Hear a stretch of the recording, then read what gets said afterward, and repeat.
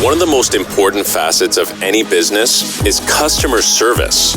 In business, you are not only selling a product or a service, but an experience. Providing exceptional customer service and developing real relationships with your clients means increased sales, retain customers, new customers via word of mouth, and a positive reputation.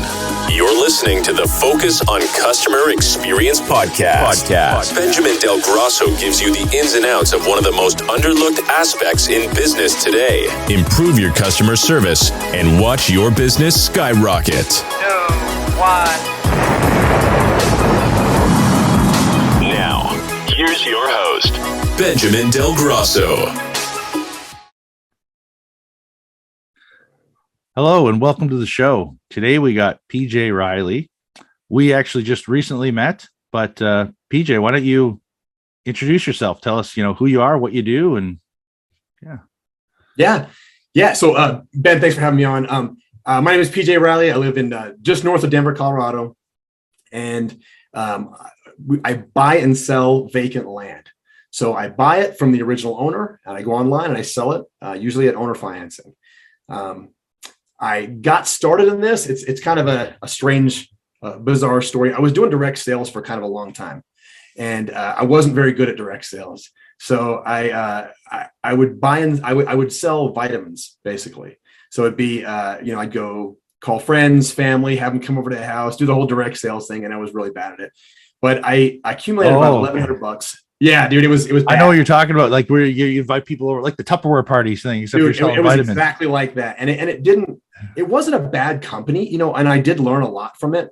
But as far as like me getting people over to the house and doing like the things they really wanted, their business model, I just didn't like that. But I did learn a lot from the business. So I had sold a couple different products, and I got about $1,100 accumulated. And $1,100 is not really a kicking butt there. And I go in, I have a day job. So I go into my job and I talk to my boss, and he says, you should invest in Detroit. You should buy and sell real estate in the city of Detroit because the city's falling apart. It's really cheap. You can buy a house for $1. And I was like, really? No, that sounds great. So, and me now remember, let me go back a little bit. I had zero sales experience, zero sales skills. And actually $1,100 is kind of a lot to me at this point in life. I didn't start at a high paying job. This was kind of a big deal to me to have $1,100 in cash sitting there ready to go. So I'm like, all right, cool. I can go buy a house for $1. I'll do that. So I go online, I start watching these videos, like how do you buy a house in Detroit? And I come across a bunch of videos, and it didn't financially work out. My $1,100 was not going to get me a house anywhere. But I did find a video where a guy was talking about buying and selling vacant land, just the dirt. And so I watched the video, and I was like, all right, I think I can do this. I think I got this. So I went on Zillow, which is not the way you're supposed to do it. I went on Zillow, and I found a guy who was selling a couple lots just south of me. And so he had these 2 lots for sale. Each was $1,100. So I was like, this is like a sign from God here, right? They're both for $1,100. I was like, but the guy in the video said, you got to offer much less. This is me. Remember, it's 7 years ago. I have no idea what I'm doing. I was like, all right, I'll give you $1,100 for both of them. And the guy's like, all right. And I was like, what do I do now? Like where do I move at this point? Like, do I call somebody? Do I call a lawyer? Do I need a realtor? What do I do? He goes, no. I'll do all the deed for you and all that kind of stuff and record it. Just send me the check. I was like, really? And then I come to realize I'm sending a guy I don't know a check for $1,100, which is everything. And I have to trust this guy. So I was like, all right, well, he's on Zillow. It's fairly official. I'm going to go through with that. So I send him the check. He records the deeds, and I own 2 vacant lots. So I did it. So you didn't get taken. You didn't end up with like swampland or anything like that, eh? and I actually went down there and I very rarely look at real estate, but I went down there and I looked at the properties. I was like, I own this. Like, this is a little square of grass. And it was just grass. There was no trees. It was a dirt road, nothing exciting. But man, I own that. That was pretty exciting. So kind of went on from there. I started doing the correct way, I guess. I would send out letters to people, but I'd handwrite the letters, and they were really bad. So I would send out these letters to people, and they were just terrible. I'd get the information from the county. I'd get all like the names, addresses, all that kind of stuff from the county, and I would send them basically this handwritten postcard. And I wrote it myself, and my handwriting's not great. And I got some positives and some negatives, but that's kind of where it started. So I had 8 lots, and picked those up, sold them. I think I paid about $400 for each one. And then it's $400 for a piece of land, which is almost unheard of. That's impossible here in BC. Like, that's impossible. You'd I probably bet get, you like, can find you'd probably it get a brick. Yeah. Somewhere it is available. Like, you got to look, you're not getting prime real estate in the big city or anything, but you're getting some, square somewhere in the middle of nowhere, but you can buy it. So I bought it $400, sold them for about $1,500 a piece. That's good. You made profit. I just kept going from there, man. And now you're just, you're just selling land. It's crazy, right? Like that. Yeah. So now you just took an idea and it just grew. Yeah, absolutely. And it was an idea that an average person can do. This isn't, I didn't need any sort of a large amount of capital. I mean, I had $1,100. That was it. You don't need to have like a rich uncle to buy an apartment complex. And what, like people always say, what got you here is not going to get you there. You're not going to get a private jet. You're not going to have a mansion selling $400 lots, right? So you have to keep, growing. Well, Jordan Belfort started out by selling penny stocks, right? So yeah. That guy got pretty rich. Well, he also ended up in jail, but I don't want to go to jail. I just want to go to jail. Anything's possible, right? Absolutely. But it's a starting point, right? That's awesome. Average guy, when I was younger, my wife and I had our first daughter at 21. We were young. I had to go get a job selling pizzas, delivering pizzas.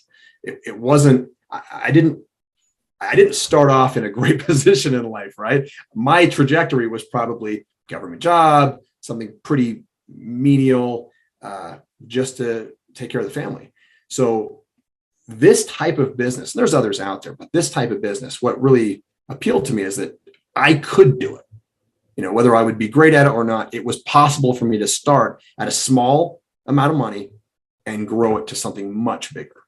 I got a question for you. So yeah, these 2 lots you bought for $1,100, sure. How long did you actually sit on them for? Like, was it a few years? Did you move them in a few months? Because that was your first time you ever did it, right? Yeah. It took about a week. Took about a week? Wow. You flipped it that quick? Yeah. Wow, yeah. That's so impressive. This goes fast too. These deals go super fast. So initially I didn't really know what I was doing. So I had to learn the ropes as I went. And there was that guy making the videos that I'd watched. Other than that, there wasn't a lot of information out there back then. So I just got on Facebook, got on Craigslist, and, took a few pictures of the property, wrote something out that I thought would be interesting. And, these guys, they bought it. They bought the properties. That's awesome. Yeah. I mean, so my buddy would probably love a property in the middle of nowhere. He could build his log cabin on it. So he's always wanted to own a log cabin. So yeah.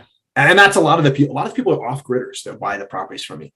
They want to get off grid, a place to hide their guns. They don't want the government to come take it all away from them, So those are the majority of people I sell to are those kinds of buyers. Yeah, they just want to be off grid, go hunting. Yep. Something like that. Yeah. Hunt, fish, they want to build their dream home at some point down the road.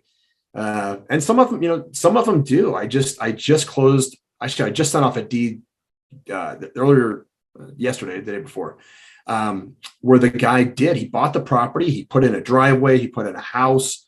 I mean, he did everything over the course of the contract that he and I had together. It's awesome. Yeah. So another thing I want to say is a lot of times I won't sell these properties for a cash sale. So when I buy the property, let's say I buy a property for $10,000, I'll sell it to somebody for say $30,000. Now I won't sell that for cash. It'll be a contract. So a contract for deed, basically. So I'll sell it to them for, say, let's say, what would that be? Let's for easy math, because I'm not very good at math, $300 a month for 100 months, something like that. So they'll get the property for $30,000, but they don't have to come up with that money. And that's a lot of people I run into nowadays. They just don't have the big chunk of cash to buy something like that. Your average guy that works construction every day, he wakes up, he goes to work, he just makes enough to at the end of the month to pay his bills. He can afford $300 a month. He couldn't afford 30 grand though. So this guy can pay the $300 a month, so he gets the property he wants, and he doesn't have to come up with a larger chunk of cash. See, I think it's awesome what you're doing, because you found a way to be profitable and make a residual income. Because let's say they pay you for 50 of those months and then they just stop paying you. Well, you still own the property. They don't own the property. So you can take it back. You could resell it again for another $30,000 again, or maybe it's worth $45,000 now. Right. So at the end of the day, you're not losing, and you're still getting. The difference is you have to build up that cash flow to front the money, and then you offer these contracts. But at the end of the day, you're having money come in, and you probably have, let's call it 50 properties or something like that, where you're getting this 300, 400, 250 a month, and you've managed a way to have it so that you have constant income coming in towards these properties.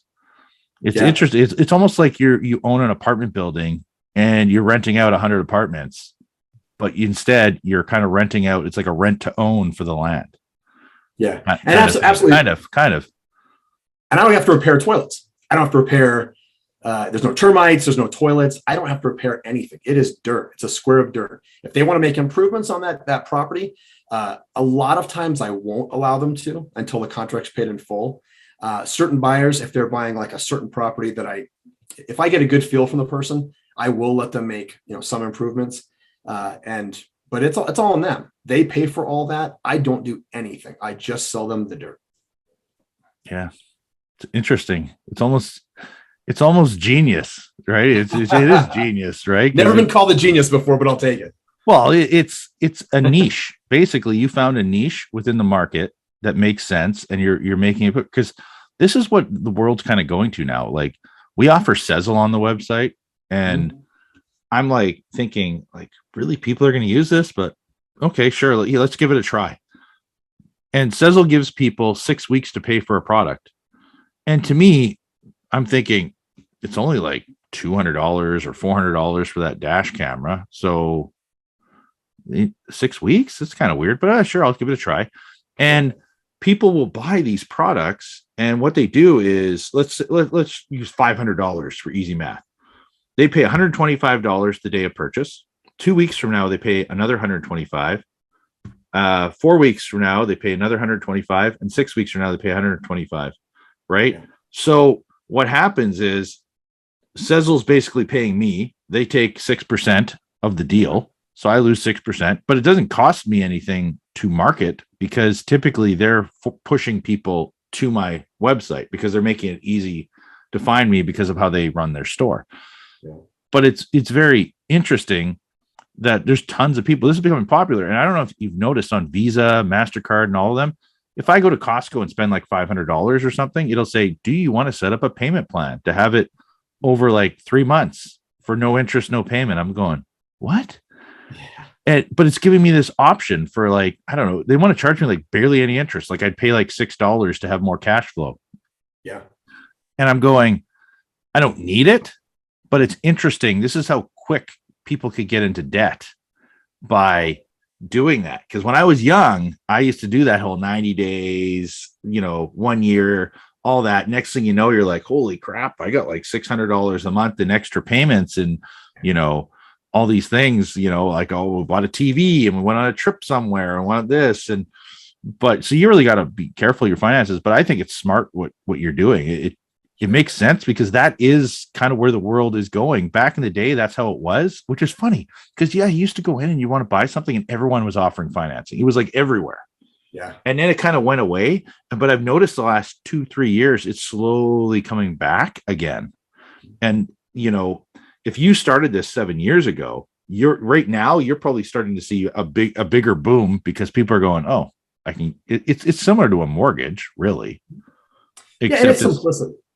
Yeah. It's simplicity. You know, everybody, it's a combination of simplicity and people they want stuff, you know, so if you can make it easy for them, and give them the stuff they want, they're going to go for it. You know, a lot of people buy land too, just because they want to tell their friends they own land. You know, just look at things like going back to like the payment thing. You know, you look at things like Instagram. You know, everybody wants to look like that baller that has the nice car, the nice house, you know, the nice piece of property, the jets, and all these things. Everything is on payments now. You can get a private jet on payments. You know, you can not rent, but you can own a private jet on payments. So everybody is moving towards that. They all want the things, they all want the stuff, and the companies are making it much easier for them to get all that stuff. Well, so this is crazy. So when I lived in Toronto for a while, mm-hmm. and when I was living there in Toronto, Canada, I was like, oh man, we're gonna get like there's so many people with so much money. They got all these high-end vehicles everywhere. This is crazy. Like I'm, you know, I can't believe how much stuff we're going to get to do to these vehicles out here. Cause I do aftermarket automotive accessories. Yeah. And I mean, there's like high-end Lexuses, there's Bentleys driving around, Ferraris, you know, Porsches everywhere, you know? And so anyways, I'm like, man, why are like nobody's really coming getting anything done to their vehicle? Well, what I came to found out is Ontario is like the lease capital of Canada. Everybody's leasing their vehicle. Really? Oh, it's like crazy. I can't even remember the numbers because it was like, I don't know, 3 or 4 years ago I looked into it, but it was more people lease than buy in that province, which is completely lopsided because I'm out in Western Canada now. And in Western Canada, more people buy than lease, right? So if you own your vehicle, you're in a different mindset of, well, it's mine, even though you might have payments on it, it's mine, so I can do what I want with it. But when you lease it, in your head, the dealership still owns it, even though you're making payments on it, right? Yeah. So a lot of these people were not getting anything done, and the car dealers would tell them like, hey, you be careful, like that's our vehicle. If you do something to it, you got to pay to get it fixed, kind of thing. So it was a total different mindset, that whole province. And it's not that there isn't tons of work there. It was just the aftermarket side of it. It was very different. And I started talking to people and they're like, yeah, there's a lot of people that are trying to give a certain image off where they own the brand new Lexus RX 350 or they own the brand new Porsche, but they don't own it. It's leased. And they're literally just getting by because they want to go in for that interview and get the big insurance job or something like that, right? That pays 150 or 200,000 a year. So they're literally making the payments. They're renting a place, and literally they're probably eating craft dinner because they're not eating handsomely because they want to give off that image of the big city, right? Which I've heard this same story in New York. I don't know if leasing is a big thing there, but it's very interesting to just hear that because you're trying to give off that image. And that's like that whole thing that Andy always says about being insta famous, right? Yeah. How people give off this image, you know, and I've seen it multiple times where you could tell there's no way they own that Ferrari. There's no way they own that Ferrari. They get, you know, they get all, you know, I want to say pimped out or whatever you want to say. Right. Absolutely. And then they stand next to it like it's their car. And they flash like a key, but you know it's not a Ferrari key, but they try and make it look Honda on the bottom of it, right? So, but that's the thing, right? Because they're trying to give off that image that that's their car, that's their lifestyle. It's one thing to have goals, but it's another thing that all these people, you know, a lot of people on Instagram create this fake reality that they could be there, right? So, but I guess we should probably let's jump into some of these questions, although this is awesome conversation though. But what was your most memorable experience as a customer? As a customer, it would be Disney. Yeah. Disney, absolutely, man. And Disney's changed a little bit. So we were just there a couple of days ago, but it's changed a little bit over the past few years. But I would say when we initially went, maybe, gosh, that'd be 10 or 12 years ago. Man, it was amazing. You walk in and they greet you by name. They take care of you. Everyone is so polite and so friendly and helpful. It's like nothing I've ever seen before. And I live in Denver. It's not, everyone here is fairly nice. It's a different world out there. Another thing I noticed about Disney is the characters. They stay in character no matter what. They are committed to that, to being that character.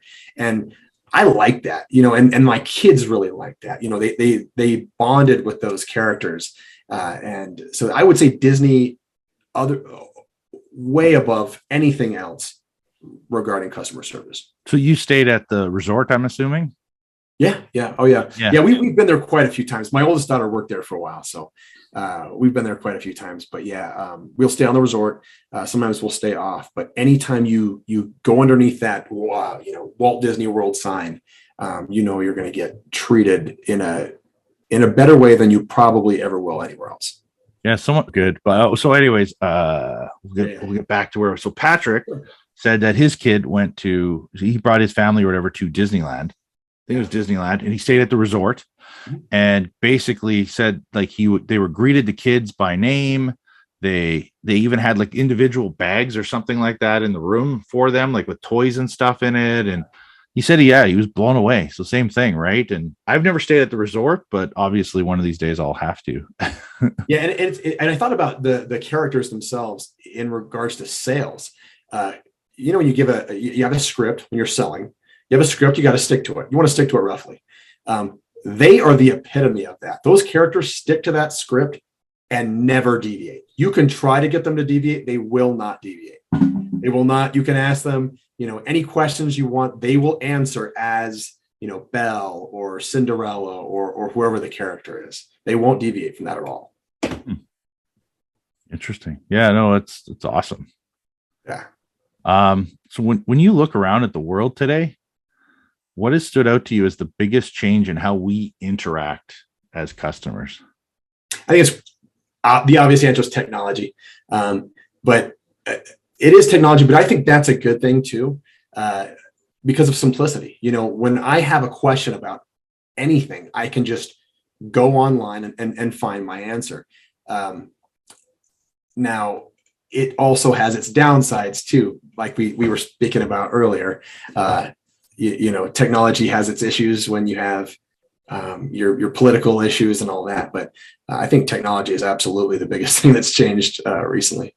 Oh, yeah. No, I mean, I watched a show just showing how they were talking about how if you're searching something on the Google machine, how depending on what's going on the web right now, they might show you something different. So like if it's election time, they might show you something that will lean you like, a lot more political ads, or those things might start popping up instead of what you're actually looking for. And yeah, it's just interesting little tidbits and stuff, unfortunately, that, I don't know. I've been using different search engines lately. I know a lot of people say DuckDuckGo, but I've started using Brave because you can't be tracked at all. So occasionally I'll just, if I want to find something and I want a zero biased opinion, I'll search on Brave, the Brave browser, because there's no Google cookies, there's no nothing. And it's not like I'm not against using Google or anything, but sometimes it's like the same stuff keeps popping up over and over and over again. It's like, no, like this isn't finding what I need. So, you've searched YouTube, you've searched images, you've searched Google, you've searched on Safari. And Brave is completely different. So, occasionally I'll search on there and it's totally different. Like even looking up news on there is completely different. But yeah, technology definitely changes the way we interact, how we search for things. I mean, and it makes it easier too. Like, you can, as far as interacting, I can find somebody that, I can talk to somebody I went to high school with that lives in another country. I would never have seen that person prior to this. I mean, you and I probably remember a time pre-internet where if somebody left town, you probably didn't see him again. If somebody moved out of your area, you probably never saw that person again. If they never, obviously if they never came back. Well, I agree with you 100%. Yeah. With technology though, I mean, I can find that person. We can still talk. We can see the family pictures. I can watch, them grow. It's absolutely different. I remember a time where I would know everybody's phone number. I would know every single person, all my friends' phone numbers. I just know them by heart. Now I don't need that. It's in my phone. I just click on their name and we're done. That's technology. It's another way that we can, we can be in touch, and I don't have to do anything. It's already there. Oh yeah, no, 100%. Right. And I was that guy that would know like 100 different phone numbers, and I'd have these weird things where it's like, whose phone number is this? Because it's in my head. Whose is it? And then I randomly call it. Back in the day when it wasn't weird to do that stuff. Yeah. Hey, it's Bob. How you doing? Now try doing that. Right? Try doing that now, and they think you're a spam caller. Like, yes, I call people who I haven't talked to in a while, and they don't pick up because they think it's going to be a spam caller. Yeah. Right. And that's the problem. Like, we've gone to this. I called a client who's in Texas 2 weeks ago, and if you're not in his caller ID, like in his phone list, it'll just block you. Really? Is it set up so you can only call him if you're in his contacts, period? Are you able to leave a message, or does it just nothing? Nope, nothing. Wow. It just says the caller you've called is unavailable. Can't leave a voicemail. Nothing. Now, I do know that these settings do exist, but he explained to me that he's suffering PTSD, and he can't have like a random person call him, right? So, right, because it could set him off. It could be. So that's just how he is. He called me back. Like, I sent him an email saying, hey, I tried calling you to follow up on this inquiry, but you didn't pick up. And he goes, oh, and he explained to me. So it's just interesting, but you can use technology to block people out too. Yeah. Yeah, absolutely. But what is one thing you do or have done to provide a positive experience? So for my customers, I keep going back to the same terminology. I'm not sure why simplicity keeps coming back up, but that's what it is. So I buy and sell land. Previously to me doing the method that I use now, you would have had to call a realtor, say, hey, I need 10 acres in this part of the country or this part of the state. And I want you to go find it for me. So they'd kind of go look, and maybe in weeks or months later, they'd call you back and say, hey, I found that property, and it's X dollars. It's all over here. Let's schedule a time to go see it. And in 2 weeks, you'd go see it. All this time is going by. I'm going to cut that time considerably shorter for our customers. So I will show them pictures online. I'll give them the GPS coordinates. A lot of times you can get a Google Street Map. I'll make it very easy for them to see the property that I have right now today available, and at owner financing. So not only do they get to see it immediately, they get to see the dimensions, see the neighbors. Is there trash in the neighbor's yard? They can go out. I'll give them GPS. You can go out right now and look at this property today. They go out, they can see the property. They have all the information they need.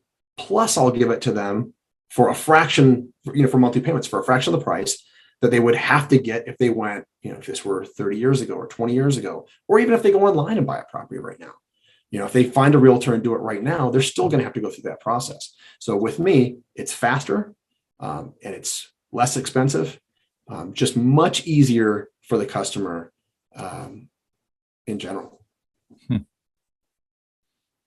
Nice. Yeah, it's all about convenience, right? Absolutely. Yeah. Convenience, efficiency. And so let's say, that's the start of the process. It's convenience all the way through. All billing is done monthly. They can set up payment plans where they just their payment comes out every month. They don't have to even look at this thing. Now, when the contract is completed, I prepare the deed. I have the deed recorded with the county. They do nothing. All they do is get the property they wanted, the one that they've always wanted for an easier price than it would have been if they had to come up with the cash. And they don't have to leave their house. Yeah, I mean, you got to think about it. When you buy a house, oh man, it's like you got to meet with the real estate agent, and then the real estate agent has to meet with the other real estate agent, or they have to make a phone call regarding it and negotiate back and forth, right? And then on top of that, you have to go meet with the lawyer, and you have to and then sign papers that then goes to their lawyer that then comes back so that you can sign more papers. And it's just like all this nonsense and extra work. And if you can just deal direct, it cuts out so much time. Like, I mean, I just think about it. We had one time where we said we want to deal directly with the realtor that has it listed. But at the same time, that also can be a mess too. There's just too many. Yeah. And remember, you're a first time home buyer too. It's all so confusing. They know so much that you just don't know. And it's like one confusing thing after the other. You got to look at a house. Well, now you have to put you have to write me a check today for this house if you want me to hold it for you. You're like, wait, what? I have to come up with more money? With us, it's cut and dry. I don't charge interest. There's no extra fees. You pay exactly what I tell you you're going to pay, and that is it. There's nothing additional to it. With a house, every day when I would buy a house, it'd be, okay, now how much down payment are you going to make? Okay, well, here's how much my down payment's going to be. Okay, well, can you make more? Like, no, I can't make more. I don't. No, this is my down payment. This is how much I have. It's always a new thing that you're always being almost swindled. It felt like when I was buying a house. I got to ask you, do you guys have land transfer tax down there? Some states do. Some states do. Yeah. Like up here, it's getting crazy. It's getting out of control. Like people are paying $15,000, $20,000, $30,000 on when you purchase a house. So like in Ontario, we were told that we'd be waived because we were a first time home buyer when we were in Ontario. And then it turned into that we didn't get waived. And then all of a sudden we had to come up with, I think it was like $10,000. And because we had to come up with this $10,000, we're like, well, we'll borrow it from this or borrow it from that. So because of that, we couldn't put the 20% down, and the 20% down would have waived us all these extra insurance fees that you have to pay in Canada. So, and they audit all of your bank accounts. I had to send them all this information, Visa, MasterCard, our savings account, checking account, all of every single payment we had. It was absolutely crazy. I felt like I was getting audited or something, and just to get a mortgage. And then they basically made it impossible for us to put the 20% down. Like, cause I was like, well, why don't we just borrow it from our line of credit? Because we'll end up way better. We'll end up way ahead. We honestly, because we couldn't put down because we had to pay that land transfer tax, it screwed us out of the 20%. And because we ended up putting on like 16% or something like that, or 18%, whatever it ended up being, we had to pay more in all these extra fees because it bumps up your rates, it bumps up everything. And like, you think about it, that was like our third house we bought. And the thing, we were pretty educated on how it all works. Yeah. I can only imagine someone who's a first time home buyer, the amount of extra headaches they have to go through and confusion of like, why do I have to do all this stuff? Right. And most of them, some of the good realtors will send you an info sheet of this is everything you need to do, and this is what to expect. Kind of like when you're having your first kid, what to what is that? What to expect when you're expecting? Yeah, when you're expecting. Yeah. So some of the realtors do like a sheet like that, so that you have an idea. You are going to have to pay land transfer. You are because we got paid no, we got paid told yes by someone else, and we got bounced around, right? Yeah. And then, you mean to top it off here? I'm going to tell you this. So we had to do improvements to our house so that we could rent out the basement suite as an Airbnb, which was going to cost $20,000. So when we closed the mortgage, we thought they were going to go, here you go. Here's the 20 grand to do the renovations. Sure. Nope. We had to find $20,000 to pay the contractor to do this work.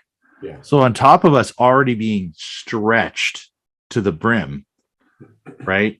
We had to pay $20,000, which we didn't have because we didn't have that because we literally just gave them all our money so that's what also happened. So sorry, that's why I said we went down to 16% because we were at 18%, which really should have been a 20% down payment. We had to drop it down to 16% down payment because we needed the 20 grand to pay this guy.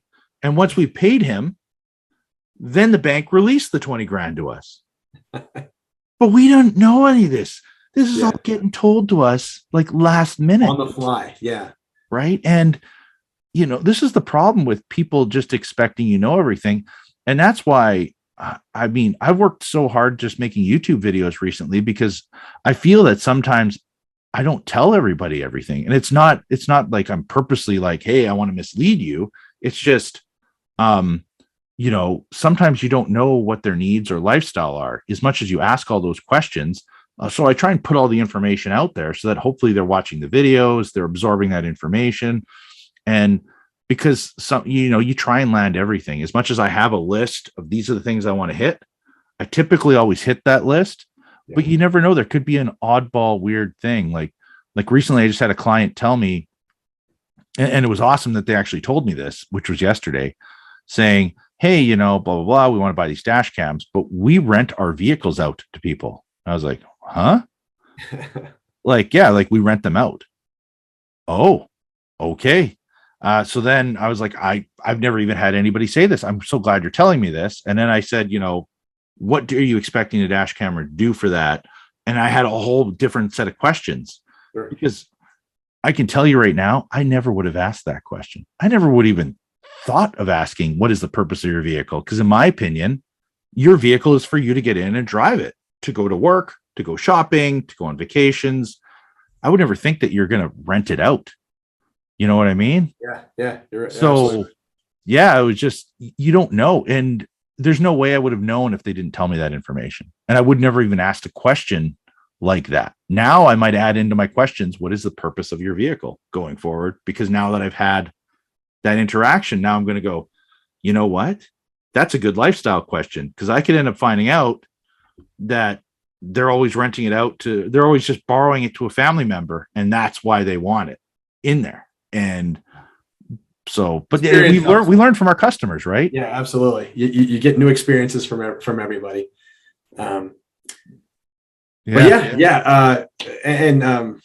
Experience is pretty much everything. So is there a book you've read that has influenced your life? Oh yeah. I mean, there's so many different books out there. I'd say the most influential one is The One Thing by Gary Keller and Jay Papasan. One Thing? The One Thing. Yeah. Every time I think, I have shiny object syndrome. So if I see something, I know what I'm doing. I have a couple things that I have my look at this. Focus. Ooh. How can I buy and sell that to somebody else? How can I buy that low and sell that a little bit higher to somebody else? And honestly, that's what I do. So it's hard not to, when you have friends in real estate, in all these other businesses, like you and I are in Arte, they talk about different companies and different ways of making a lot of money all the time, all day long. There's, well, I do this. It's like, wow, that's amazing. I want to do that too. But the One Thing has you focus on the one thing you do and just be great at that, basically. So it pulls you back in. What is your one task you have to get done today?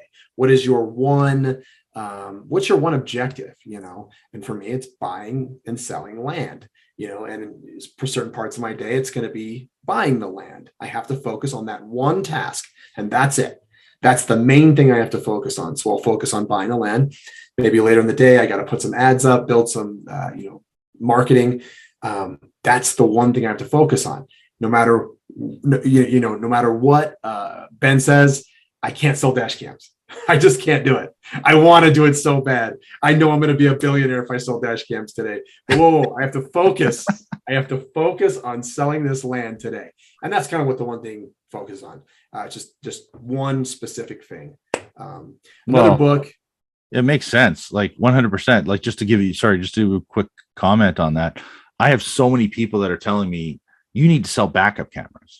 You need to do car audio. You need to be more diversified, right? And offer more selection. And I'm like, no, like I'm hyper focused on dash cameras, right? That's all I want to do is dash cameras. And people keep saying to me, well, no, but you could do this. Like, are people calling for it? Yeah, there are people calling for it. Yes, there are. And yes, I could do it. But at the same time, now I'm going to have to stock more stuff. So it's going to tie up cash flow, right? And then when I want to go and give an estimate, like, so for instance, I have a client here local in Mission that wanted a backup camera. And I'm like, you know what? You're local. You're close to the house. You know what? Sure. I'll tell you what, I'll make an exception to help you out. Right. Because I want to do something a little bit extra for local residents. But in order for me to do an estimate, quote, and everything for that vehicle, I spent over a half hour plus doing that. If someone calls me for a dash camera, I literally on the phone, I can do that one for $359. I can do it for $370. Like, boom, right off the top of my head. I ask a few lifestyle questions and boom, I have to do no research. I don't have to verify any pricing. With every vehicle, there's different cameras that are needed, while a dash camera is universal. So me being focused, I typically can use that dash camera on pretty much any vehicle. There might be a few oddball rarities where you can't use it for that vehicle, but in general, it's so easy to be focused on that, quoting it, keeping the efficiency up, instead of, having car audio and backup cameras and backup sensors and all these different things. You lose focus very quickly. Absolutely. So, yeah, it's really easy to do that, especially as you move up. I guess I hate to say up in life, but you surround yourself with other people that are doing bigger things. When you're working I worked in a correctional facility. When you work in those kinds of places, there's not a lot of ideas running around. Everybody's worried about what they're going to get for lunch that day. That's about it. When you start working around guys that are like, they own a construction company or they own this business, that business, and they get to have the Lamborghini and all the cool things, you start to think, whoa, wait a minute, maybe I should be looking over there. But if you come back, mind your own business, I think Robert Kiyosaki says that, you're going to be successful as long as you stay focused on the things that matter in your specific business. Yeah, that makes sense. The second book, though, I wanted to mention was the 10X Rule by Grant Cardone. Oh, okay. Yeah. 10X always, dude, it always gets me fired up. A lot of times I will, I'll kind of slow down, and then right when I'll have to read that again, or mainly it's audiobooks for me. I'll be listening to the 10X Rule, and dude, it'll shoot me in the stratosphere. Yeah, I know there's so many good books out there, and I think I got 6 on the back burner here that I gotta read. So many. So, but I've definitely over the last year, I think I've read about 10 books, but 6 of them were during the 75 hard phase. I just went nuts on reading books, and I kind of simmered down the last month in a bit, and I got to ramp it up again. But I think because my whole focus went to, I need to learn how to do YouTube, and I need to learn how to do these podcasts. And so everything basically turned into hyper focused on that. And then I kind of let some of my workouts, kind of disappear. And, I stopped kind of reading, but it's not like I wasn't doing research and I wasn't reading, but I was more reading stuff on the internet and doing research and doing YouTube video research. And so I changed it, and I said, hey, this is what I need to do for my business right now. And then boom, I need to get back to reading books again, which, it all comes in phases. At the end of the day, I'm still taking action. So I don't feel bad about it, but I do feel like I am neglecting the books because there's always so much to read, right? Like, I totally get that. And it's all about routine. It's like if you books and reading, your workouts, all that stuff, you've done the 75 hard, you have probably a great routine, but that's kind of part of it. I wake up, I work out, I get done, I start working in the car rides. Every car ride, there's an audiobook playing. It's always, you got to fill every single gap of your day with something that's going to be productive. Now, there's certain times you can't. You're watching your kid's soccer game. You're going to focus on that. But when you do have that time, it doesn't get wasted. If you're doing boring data entry type work for your job or for your business, you can be listening to a podcast at the same time. You can be listening to an audiobook or something that's filling that gap there. Oh yeah. Yeah. Like when I'm driving in the car, because sometimes I'll be driving for 3 hours plus in a day, and I'll be listening to podcasts. And and it's funny though, because people will say, some people, don't like Joe Rogan. Some people love Joe Rogan. But he has like 3-hour long podcasts, and like I got to listen to there's some pretty cool ones on there. There's one with the national security advisor under Trump. There was a guy talking about all of our privacy and how literally everything around us is constantly recording. Like in this room, I don't have Alexa in here anymore, but when I did have her in here, I mean, they're always recording. They're always collecting data. They're always finding information, right?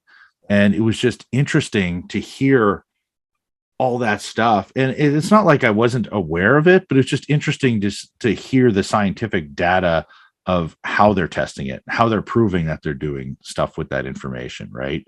Because really, oil's not the big thing anymore. It's data that is the big thing, right? So absolutely, got to cut as much as you can get. Yeah. So, but so if there's one thing you could change in the entire world today, what would it be and why? Yeah, I think we kind of talked about this a little bit before we got started with the podcast. It's people not questioning things. You know, they believe what they're told, and it's mainly a social media issue. At least that's kind of how it starts. It's with the news. You know, people will watch something and take it as face value nowadays, no matter what. It can be absolutely proven false, but if they were told something on social media, on the news, it is gospel to them now. And they will believe it until the day they die. I wish it could be, you know, I'm probably more of a conservative person.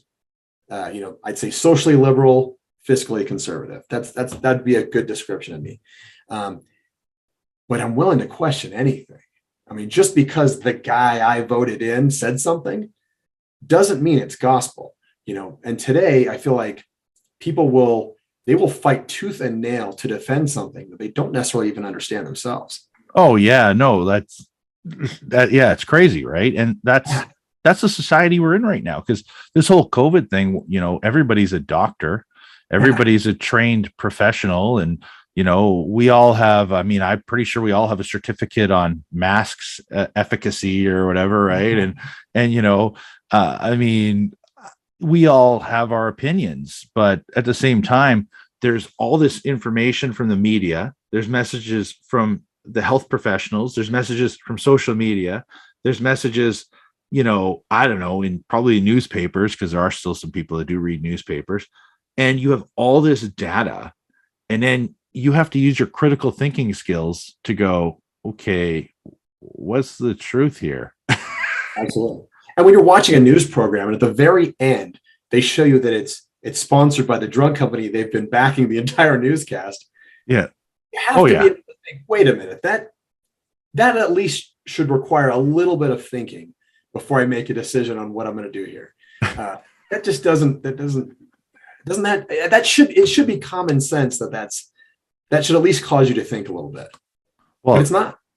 Well, I'm going to say this to you, because so this is what I used to say. It's common sense lots for many years, but I've actually changed my outlook in the last 10 years. And I say there's no such thing as common sense. So here's the reason why I say that, and maybe it'll give you a different perspective. Sure. So the reason why I say there's no such thing as common sense is because you and I went to different schools. Yes. Right. You and I were taught differently, right? You were taught in the United States school system, I'm assuming. I was taught in the Canadian school system.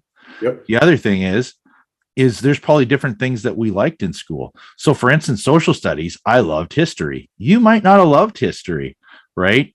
Math, I was extremely good at math, and I was very highly competitive in math. Always wanted to be number one in math, right? But some people don't have that same drive. So what's common sense to me isn't common sense to you. So that's kind of where I kind of say to people, you know, I used to say it lots, but then I started realizing we all live differently. We all come from different family backgrounds. We're all raised differently. Some people are Catholic, Christian. I don't remember all the other, but there's tons of other religious things. So we're all taught differently. So, you know, I know Andy always says common sense on his show, but I always kind of go, common sense is not, because we're all different. Unfortunately, that's just my 2 cents. That makes a lot of sense. That's absolutely the truth. At the same time, yeah, okay, I get that. What I'm saying is, though, that somebody with with critical thinking should be able to put critical thinking skills. There you go. We'll go with someone that. With critical thinking should be able to put together, hey, is this right? Yeah. Yeah, no, I understand where you're saying that. I'm just trying to give you a different perspective. What you say is absolutely true. It makes 100%. It makes sense completely. So we need a new word for it then, instead of the word common sense. Critical thinking. Critical thinking skills. Critical thinking. I will switch to be able to put it together skills from here on out. that makes see that's what we're talking about though, right? Oh yeah, no, that's exactly what we're talking about, right? And that's the problem right now is I think you have, we're talking about the media, I guess, right? Is what we're talking about in the advertising, and I see things happening, online, and I'm like, okay, is that true? And like I told you, there was this video someone took, and it says, blah, blah, blah. These people are not supporting us, because I don't want to turn into a political podcast, right? Yeah. And see, look at this. And they take a 1-minute snippet from this thing where they were talking, but they cut off the tail end of the video, which actually shows that they were supporting the people, but they're making it look like they're the bad people. And this is all part of, like, I guess what wording people like to use is propaganda, right?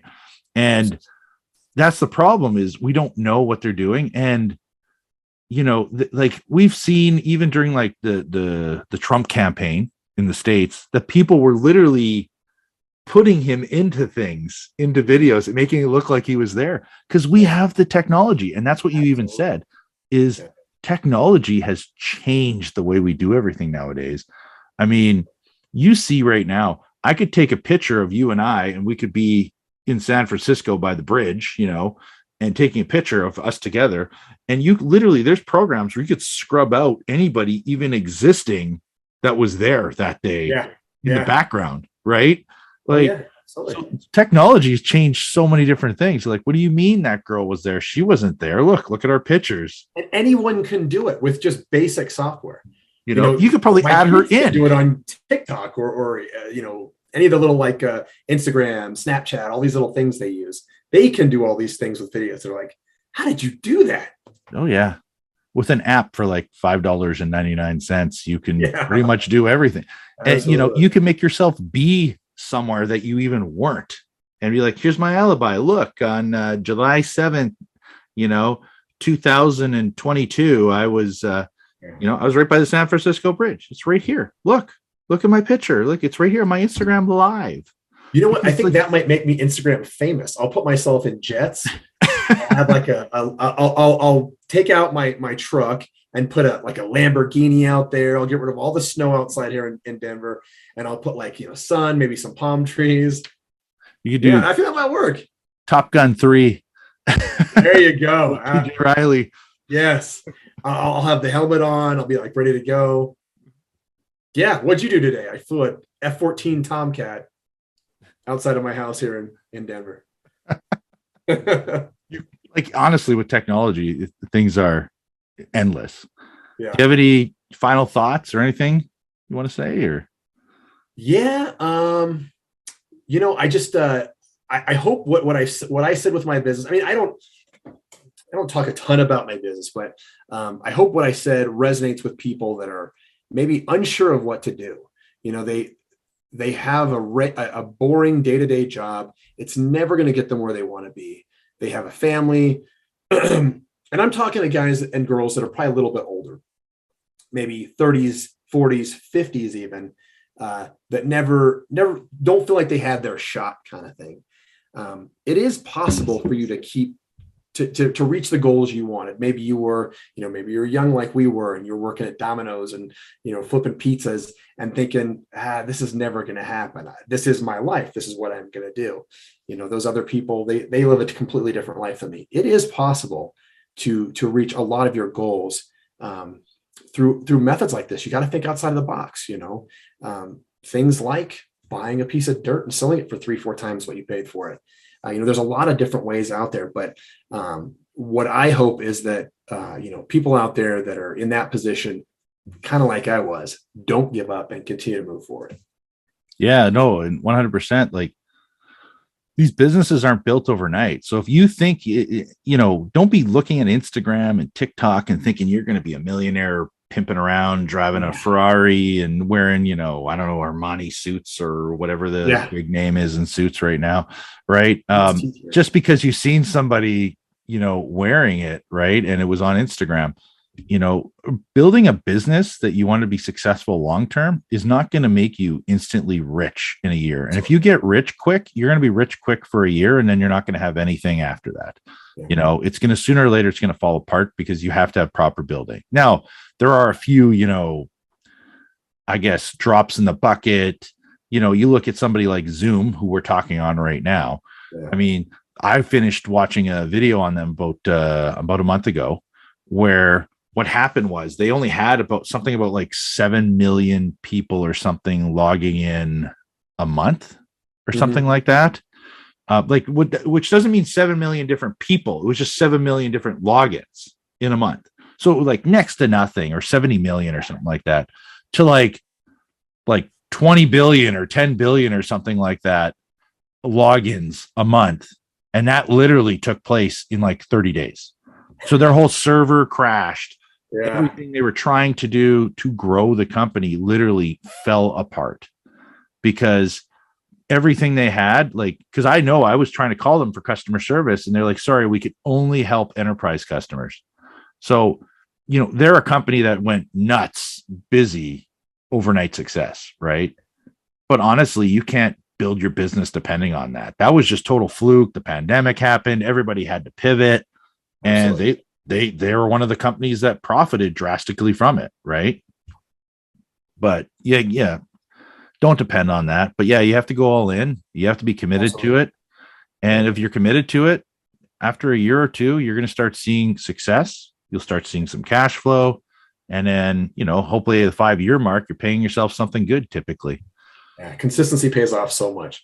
Just stay consistent, just stay focused, and keep doing it. It's going to be boring after a while. You're going to be like, I still do the same thing every single day. It's growing, but I mean, I still don't have a Lamborghini in the driveway. Just stick with it. Yeah, stick with it. And if you're consistent, you'll be successful sooner or later. Absolutely. But yeah, PJ, this was awesome. It was great, man. Yeah, thanks, man. I had so much fun. Yeah, it's wicked. We'll do it again sometime. I'll have to absolutely invite everybody back after a year. What's that? I'll have to invite everybody back a year later, kind of thing. You have a long list of people that want to be on this podcast right now. So you take your time. I'll come back once that list goes all the way down and we recycle it all the way back up here in 2-3 years. It'll be awesome just to get your take on, where you're at now and where you're going. And yeah, it'd be awesome. Sure. Absolutely. I'll fly in. Well, you'll see a video of me flying in a private jet. Oh yeah. And then I'll land and then I'll be here. Oh yeah. And I'll be going for a free flight, hopefully. Sounds good. Awesome. Thanks.